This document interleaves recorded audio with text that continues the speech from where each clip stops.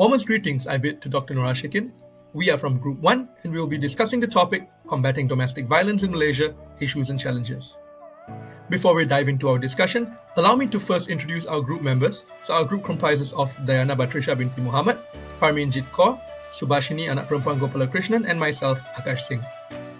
We start off by acknowledging the fact that domestic violence is a very concerning issue as it spans across different segments of the community and involves family units. However, Malaysia was the very first Asian country to grant protection to victims of domestic violence via the implementation of an act which is the Domestic Violence Act of 1994. So this act ensures that victims who suffered domestic violence will be able to seek both civil and criminal remedies. Domestic violence is defined under Section 2 of the Domestic Violence Act 1994, including any attempt to induce fear of being hurt physically, causing an injury to a family member's person, threatening to engage in sexual acts, the victim being detained against their will, or even intending to annoy the victim by causing mischief or damage to their property. So an amendment was made in 2012 to widen the scope of domestic violence to include psychological and emotional abuse done to one by their spouse. However, there are many misconceptions regarding domestic violence that leads to various issues, and combating this problem becomes a very challenging ordeal. So with that being said, the current legal mechanisms have to be revisited in order to provide effective solutions. So we now take a look at the problem statement, of which we've identified that domestic violence is one of the most serious social issues in Malaysia, causing great harm to family units despite efforts to resolve this problem. In combating this issue, the challenges of solving it must first be identified to ensure that the right steps can be taken. We now take a look at the domestic violence law in Malaysia. The Domestic Violence Act of 1994 was implemented on the 1st of June 1996 through joint efforts from many women's rights NGOs, and the Amendment Act came into operation on the 20th of February 2012.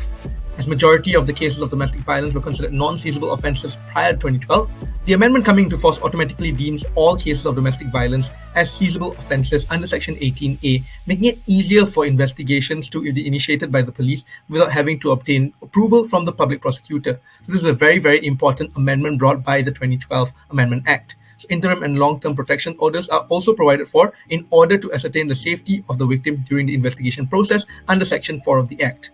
The 2012 amendment has also brought into effect the protection order meant to ensure that a stipulated distance is observed between the victim and the accused under Section 8 subsection 2. Apart from that, as the Domestic Violence Act of 1994 is a federal act, it is applicable to all Malaysian citizens, as it closely relates to criminal offences. Hence it is to be read with the Penal Code as well as adhere to procedural requirements of the CPC, which is the Criminal Procedure Code.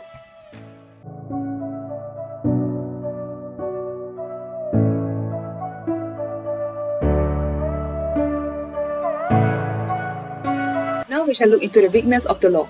Firstly, domestic violence is not recognized as a specific crime. In this case, if the victim wishes to report any act of abuse, they have to refer to the provisions under Penal Code relating to domestic violence under definitions and procedures for hurt, threat, criminal force and assault. But as we know, nowadays domestic violence extends to far more than just that.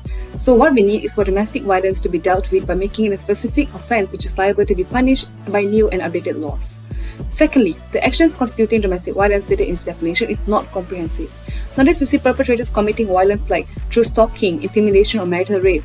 We may feel that actions like stalking is not as serious as other physical assaults, but it's actually very detrimental to the victim. So what can be improved here is that the Domestic Violence Act should incorporate more comprehensive elements in its definition. Thirdly, legal enforcement is mostly only concerned with physical abuse. There are laws on non-physical abuse, but the enforcement is very poor. For example, in Section 7, subsection 1 of the Domestic Violence Act, the protection order could only be given if there's a proof of likelihood of causing physical injuries. So what about victims who endure mental abuse? They may still be able to take an action, but the poor enforcement of laws will make it difficult for them. Fourthly, the Domestic Violence Act does not protect intimate couple violence. This includes couples in a dating relationship or those who live together without marital bonds. This is mainly because Malaysia does not recognize such intimate relationships as valid. In addition, the safety of the victim is threatened when they are expected to go through a reconciliation process with the perpetrator pursuant to Section 11, subsection 1 of the Domestic Violence Act. This is unfair to the victim as they have to relieve their trauma which subsequently affects their mental health and poses danger to their safety because the abuser might hurt them again. We should apply the recommendation made during the United Nations Expert Group meeting on Global Good Practices on Domestic Violence Legislation, which mentioned that mediation in every case of violence against women should be strictly forbidden both before and during legal proceedings. Finally, we do not have an appropriate court system and administration for domestic violence.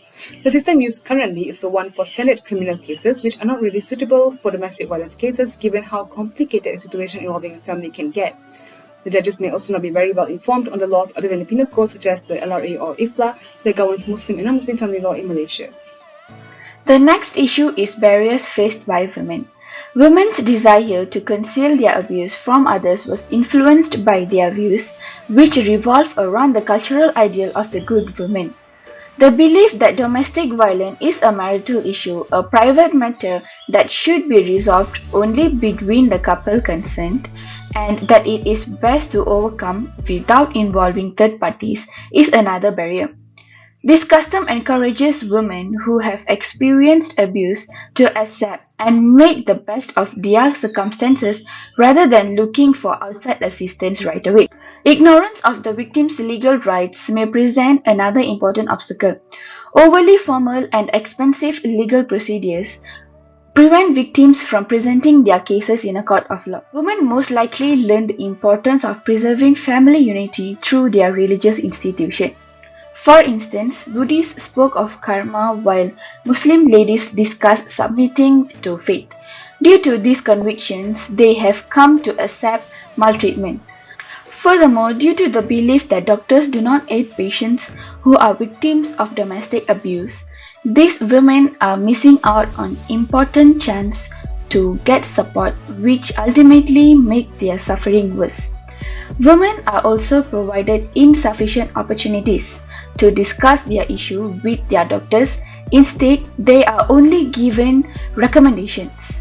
These are the barriers that women face in order to address domestic violence.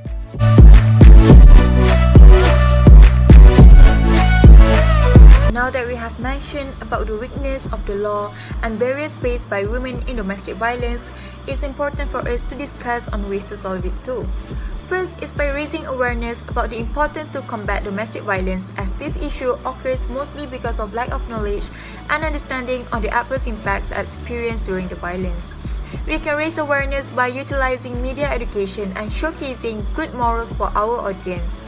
For instance, recently, Amelia Henderson, one of the actresses in Malaysia, withdrew from a contract because she doesn't want to play a role that promotes domestic violence, and this shed some light and also inspiration for the general public to act the same way too. And secondly, we can amplify the voices of domestic violence victims, as this will not only increase our sense of awareness, but it also allows victims to find a safe space and encouragement to share their stories. Moreover, we can establish a domestic violence court in Malaysia because it will make it more easier and accessible for victims to report their case, but there are three main considerations that we need to focus on. First is having specialized staff, as it will help them to know how to cater with the victims in regards to emotional and mental state of health.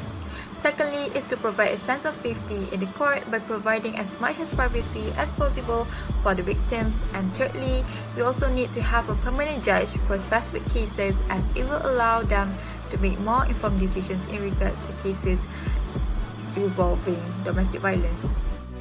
To conclude, domestic violence remains to be a very difficult field to combat, but any of these proposed solutions would prove to be effective if implemented, as the victims of domestic abuse will be able to get the help that they need. This also ensures that wrongdoers involved in domestic violence cases will be brought to justice. Real-life circumstances of the cases involving domestic violence should also be noted by the legislative and judicial bodies in ensuring that they are best able to cater to the needs of the victims.